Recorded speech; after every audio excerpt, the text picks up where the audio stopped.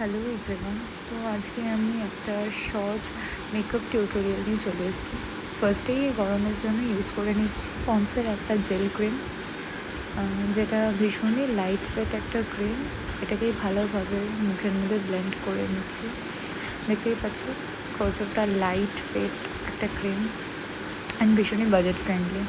স্কিনটা কতটা সুন্দর গ্লো করছে জাস্ট ময়শ্চারাইজারটা ইউজ করার পর। এরপর আমি ইউজ করছি স্পেস বিউটির একটা কনসিলার। এটাও খুব বাজেট ফ্রেন্ডলি একটা কনসিলার অ্যান্ড খুবই ভালো ফিনিশ দেয়। তো এটা স্কিনের মধ্যে হালকা করে লাগিয়ে নেবে যে পোর্শনে তোমার দরকার মনে হবে। তো এটাকে লাগানোর পরে একটা ব্লেন্ডার নিয়ে ভালো করে ব্লেন্ড করে নেবে। তো আমিও দেখতেই পাচ্ছ এটা পুরো আমার স্কিন টোনের সাথে ভালোভাবে ব্লেন্ড হয়ে যাচ্ছে। তো এটাকে ভালো করে ব্লেন্ড করে নেওয়ার আমার অলমোস্ট ডান, স্কিনের সাথে খুব ভালোভাবে মিশে গেছে। তো এরপর আমি একটা লিকুইড ব্লাশ ইউজ করব। ব্লাশটা হচ্ছে তোমার রেয়ার বিউটির ব্লাশ। এটাও খুবই ভালো একটা ব্লাশ, বাট এটা একদমই বাজেট ফ্রেন্ডলি নয়। তো তোমরা যদি একদম বাজেট ফ্রেন্ডলি কোনো ব্লাশ চাইছো আমাকে কমেন্ট করো, আমি সাজেস্ট করে দেবো। অ্যান্ড যদি এই ব্লাশের শেড জানতে হয় সেটার জন্যও কমেন্ট করো, আমি এটারও লিঙ্ক শেয়ার করে দেবো, ঠিক আছে? তো এটা ভীষণই একটা ডিউবি ফিনিশ দেয়। দেখতেই পাচ্ছ স্কিনটা কি সুন্দর লাগছে, একদমই ন্যাচারাল লাগছে। তারপর আমি সুইস বিউটিরই একটা লুজ পাউডার দিয়ে ভালো করে সেট করে নিচ্ছি একটা ব্রাশ দিয়ে। সুন্দর করে সেট করে নেওয়ার পর আমি হুডা বিউটির প্যালেট নিয়েছি। এখান থেকে একটা তোমার লাইট পিঙ্ক শেডের আইশ্যাডো নেব। এই শেডটা ইউজ করছি অ্যান্ড এর সাথে আরেকটা ডার্ক শেড নিয়ে জাস্ট হালকা করে চোখের ওপরটা একটু ব্লেন্ড করে দিচ্ছি যাতে একদম খালি না লাগে। আসলে আজকে আমার মণিপাল হসপিটালের লাস্ট দিন। এটা আমার লাইফে নেওয়া একটা বড় ডিসিশন, যেটা আমি আমার মেকআপের জন্য নিয়েছি।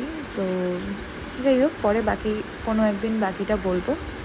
তো এটা ভালো করে ব্লেন্ড করে নিয়েছি অ্যান্ড একটা আইব্রো ব্রাশ নিয়েছি। ওই প্যালেট থেকেই একটা ডার্ক ব্রাউন শ্যাডো নিয়ে ভালো করে আইব্রোটা ফিল করে নিচ্ছি।